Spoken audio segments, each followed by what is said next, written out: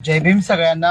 Live येण्याचं कारण चाळीसगाव शहरामध्ये आहे. कालपासून धुळे जिल्हा संघटक शंकराज्ञा खरात, चाळीसगाव तालुक्याचे तालुकाध्यक्ष संदीप कांबळे, त्यासोबतच जळगाव पश्चिमचे जिल्हाध्यक्ष ईश्वर पाटील सर, आम्ही सगळी मंडळी कालपासून चाळीसगाव मध्ये आहोत.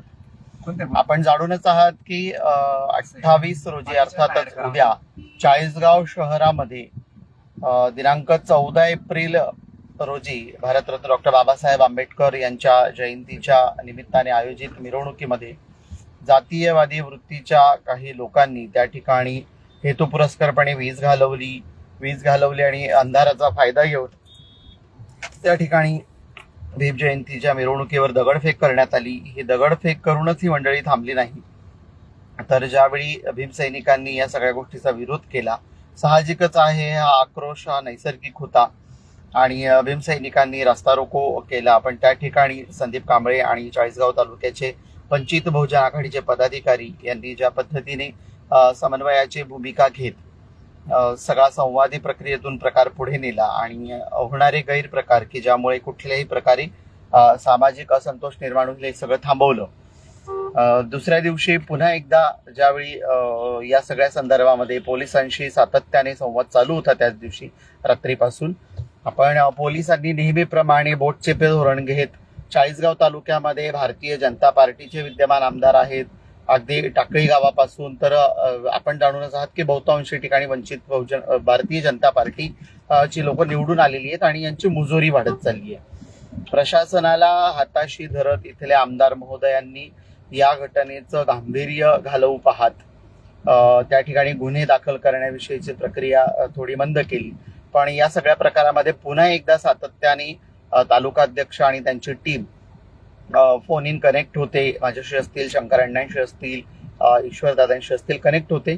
आणि दुसऱ्या दिवशी ज्यावेळी पुन्हा एकदा पोलीस स्टेशनमध्ये सगळी कार्यकर्ता मंडळी आणि टाकळी गावचे आंबेडकरी भीमसैनिक हे सगळ्याच्या सगळे ज्यावेळी तिथे तक्रार दाखल करण्यासाठी गेली, तर दाखल करायला गेलेलं असताना त्या ठिकाणी चाळीसगावच्या आमदार महोदयांनी व त्यांच्या सोबतच स्वतःला आंबेडकरी बनवणारी काही समाज बांधव, ज्यांच्याशी आमचं काही व्यक्तिगत भांडण नाहीये, आपण ही भारतीय जनता पार्टीच्या दावणीला बांधलेली लोक ही देखील त्या ठिकाणी होती.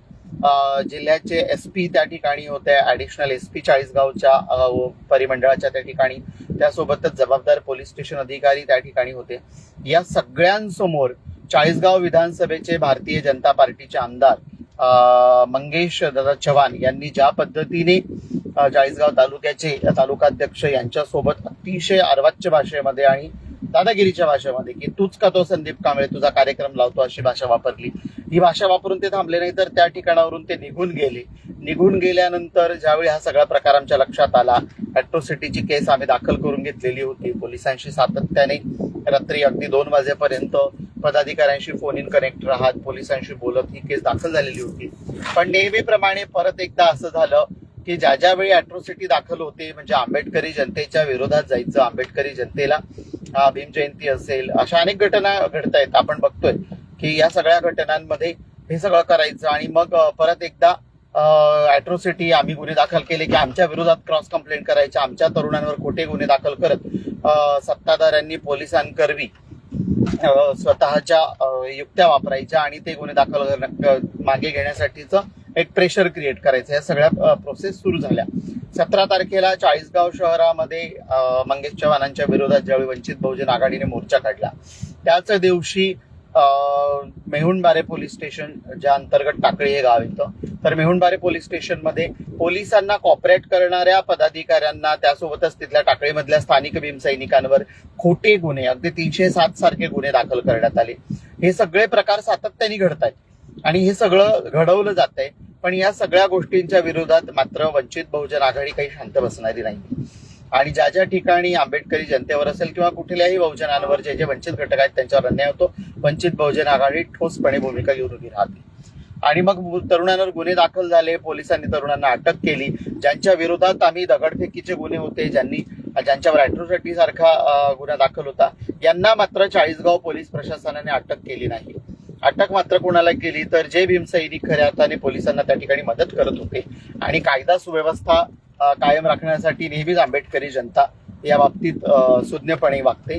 पण तसं काही न करता त्या सुज्ञ भीमसैनिकांना मात्र पोलिसांनी अटक केली, त्यांच्यावर खोटे गुन्हे दाखल केले आणि सातत्याने चाळीसगाव तालुका अध्यक्षांना रस्त्यात थांबवून 4 जणांनी धमकी देणं असेल, मग त्या ठिकाणी त्यांनी केलेला पोलिसांचा तातडीच्या हेल्पलाईनला केलेला फोन, पोलिसांचं त्या ठिकाणी येणं असेल, त्यांना पोलीस स्टेशनला घेऊन जाणं असेल, ज्या ठिकाणी धमकी दिली गेली त्या ठिकाणी परत येऊन पंचनामा करणं असेल आणि पोलीस स्टेशनला गेल्यावर मात्र साधी NC देखील नोंदवून घेण्यासाठी काकू करणं असेल, या सगळ्यांमागे एक प्रचंड मोठा राजकीय दबाव असल्याचं चित्र आम्हाला स्पष्ट आहे.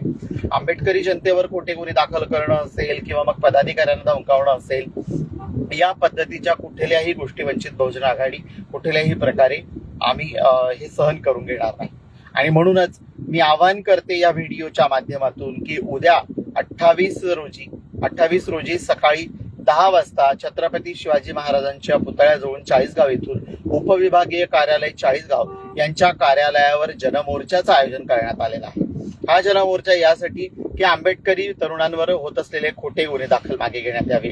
त्यासोबतच ज्यांनी त्या ठिकाणी भीमजयंतीच्या कार्यक्रमामध्ये जातीयवादी वृत्तीतून दगडफेक केली आणि तरुणांवर खोटे गुन्हे दाखल करण्यासारख्या घटना घडवून आणल्या, तर त्या सगळ्या गोष्टींची शहानिशा करणं आणि जोपर्यंत आमच्यावर होत असलेल्या अन्यायाच्या विरोधात खऱ्या अर्थाने ठोसपणे कारवाई होत नाही, जोपर्यंत आमच्या तरुणांवरचे खोटे गुन्हे मागे घेतले जात नाहीत, तोपर्यंत मात्र आम्ही माघार घेणार नाही. या ठोस भूमिकेसहित आम्ही आहोत.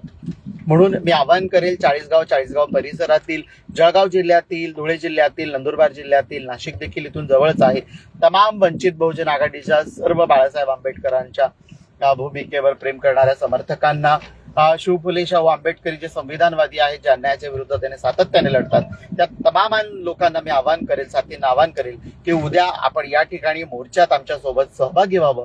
मोर्चात सहभागी होऊन जोपर्यंत न्याय नाही तोपर्यंत माघार नाही या भूमिकेसहित आमच्या सोबत या लढाईमध्ये उभं राहावं.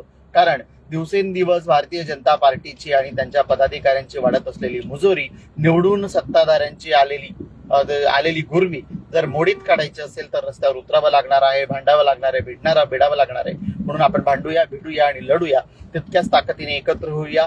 या आव्हानासहित सर्वांना पुन्हा एकदा सविनय जय भीम. नक्की या उद्या सकाळी 10 वाजता छत्रपती शिवाजी महाराजांच्या पुतळ्यापासून तर उपविभागीय कार्यालय चाळीसगाव यांच्यावर धडक मोर्चामध्ये सहभागी होण्यासाठी सर्वांना सविनय क्रांतिकारी जय भीम.